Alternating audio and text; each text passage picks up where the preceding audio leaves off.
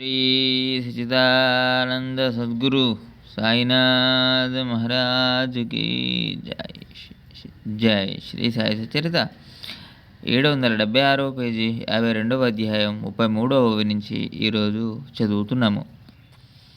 మరియు నేను నాది అన్న ఈ మొసళ్ళు వాసనలు వికల్పాలు అనే అనేక సుడిగుండాలు, నింద, అసూయ, తిరస్కారం మొదలైన అసంఖ్యాక జలచరాలు సంచరిస్తుంటాయి.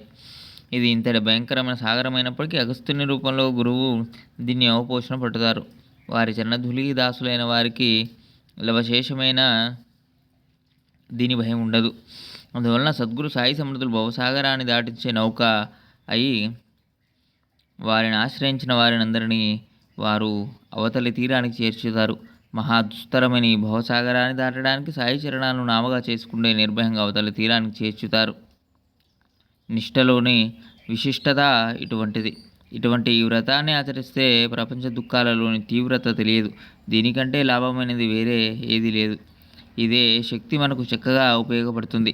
సాయి చరణాలలో అత్యంత భక్తి కళ్ళలో సాయి మూర్తిని నింపుకొని సర్వప్రాణుల్లోనూ సాయిని చూడగలిగే స్థితి భక్తులకు కలుగుగాక.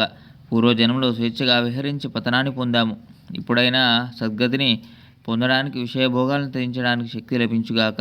సాయి సమర్థులు ఎప్పుడు వెన్నంటి ఉంటే ఎవరు ఏం చేయలేరు అన్న దృఢ విశ్వాసంతో నిర్భయంగా ఉండే భక్తులు ధన్యులు. ఇప్పుడు బాబా చరణాలను పట్టుకొని సకల భక్తజనుల కొరకు వారిని ప్రార్థించాలని అనిపిస్తూ ఉంది. ఈ గ్రంథం అందరి గృహాల్లో ఉండాలి. కారణం దీన్ని నిత్య నియమంగా భక్తితో పారాయణ చేసే వారి కష్టాలు నివారించబడతాయి.